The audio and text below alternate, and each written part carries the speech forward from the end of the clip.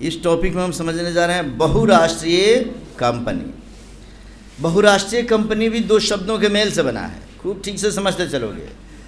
बहुराष्ट्रीय plus company, और तोड़ते हैं इसको, बहुराष्ट्रीय को तोड़ेंगे तो बनेगा बहु प्लस राष्ट्रीय। माने ऐसी कंपनी जो बहुत सारे राष्ट्रों में, बहुराष्ट्रीय माने क्या समझेंगे, बहुत सारे राष्ट्रों में अपना व्यापार वाणिज्य स्थापित करती है, माने वहाँ पे सामान खरीदती है, बेचती है, व्यापक रूप से हर सुविधा प्रदान करती है। तो ऐसी कंपनी को ही हम बहुराष्ट्रीय कंपनी के नाम से जानते हैं। अब जो टॉपिक पेज में है उसको पहले समझते हैं, फिर मैं अपनी भाषा बताता हूँ। कहता है कि वह कंपनी जो अपने सामान, वस्तु या सेवा को एक साथ दो या दो से अधिक राष्ट्रों में अर्थात बहुत सारे राष्ट्रों में क्रय विक्रय करती है तथा उस पर नियंत्रण एवं स्वामित्व बनाए रखती है, तो ऐसे कंपनी को बहुराष्ट्रीय कंपनी कहते हैं। इसमें दो जगह पूर्ण विराम दिया गया है बच्चे, तुम इसमें देख लो, क्रय विक्रय करती है वहाँ भी पूर्ण विराम नहीं दोगे, और रखती है दिया है यहाँ भी पूर्ण विराम नहीं दोगे। यदि किसी वाक्य के बाद कोई कंजक्शन लगा हो, कंजक्शन बोलते हैं संयोजक को, दो शब्दों को जोड़ने वाले यदि कोई शब्द लगे हो, तथा, लेकिन, परंतु, तो, इसलिए, क्योंकि, तो ऐसे शब्दों के पहले पूर्ण विराम नहीं होते हैं। इसको ध्यान में रखोगे। बच्चे ने लिखते समय गलती किया है, लेकिन मैं तुम्हें पढ़ाते समय समझाते जा रहा हूँ, तो तुम इसको सुधार लोगे, ठीक है ना जी। कहता है बहुराष्ट्रीय कंपनी अपने सामानों का केवल क्रय विक्रय ही विभिन्न देशों में नहीं करती है, बल्कि कंपनी के सामान का कोई डुप्लीकेट न बनाए या कंपनी के सामान की गुणवत्ता को कोई कुप्रभावित न कर दे, इस पर भी ध्यान रखती है। इसमें कहीं कहीं बनाने दिया है, मैंने बनाए बोला, जो मैं बोलता हूँ उसी को लिखना है बच्चे, बाकी छोड़ना है। जैसे कहते हैं कोका कोला, सैमसंग, सोनी, ये सब चीज़ें। फिर से एक बार समझ लो कि बहुराष्ट्रीय कंपनी अपने सामानों का केवल क्रय विक्रय नहीं करती है, बल्कि इस पर भी नियंत्रण रखती है कि हमारे सामान का कोई डुप्लीकेट कहीं बनाना शुरू ना कर दे। इसके लिए कंपनी क्या करती है कि किसी भी सामान का पेटेंट कराती है। पेटेंट बोलते हैं लाइसेंस को, आ रहा समझ में ना। जैसे हम यहाँ कोई लाइसेंस ले लें किसी चीज़ का, तो हम उसके लिए एप्लीकेबल है कि हम उसका इस्तेमाल आसानी से कर सकते हैं, कोई दूसरा इस्तेमाल नहीं करेगा।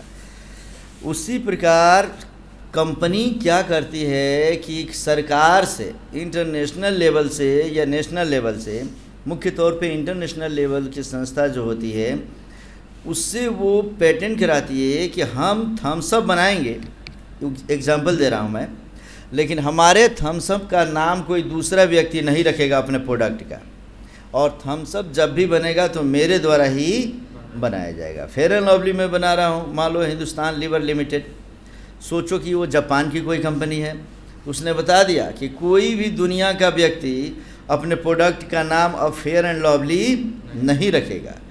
तो इस तरीके से वो क्या करती है कि वो बनाकर और बेचना शुरू करती है। बहुराष्ट्रीय कंपनी है, वो कंपनी भले जापान में क्यों ना हो, लेकिन बहुत सारे राष्ट्रों में क्या करेगी, अपना अपना समझ लो कि वहाँ पे आउटलेट्स खोल देगी, अपनी अपनी दुकानें खोल देगी, स्टॉकिस्ट कर देगी, और वहाँ से वो सामान यहाँ मंगवाएंगे, बोलेंगे आप अपने देश में बेचिए।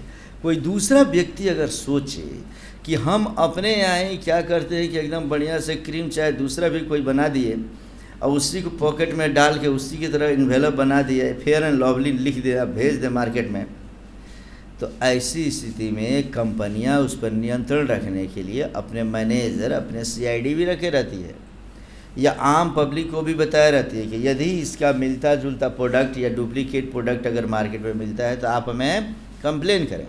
जैसे ही हम कंप्लेन करते हैं, वो वहाँ के स्थानीय पुलिस को कंप्लेन भेज देती है और कहती है देखिए हमारे नाम का प्रोडक्ट यहाँ मिल रहा है, तो उसको गिरफ्तार किया जाए, क्योंकि हमने इसका पेटेंट करा रखा है कि हमको छोड़कर कोई दूसरे व्यक्ति उसका नाम नहीं रखेगा। आम पब्लिक को मूर्ख बनाने के लिए मार्केट में एक फेयर एंड लवली का ही डुप्लीकेट आ गया है, फेस एंड लवली।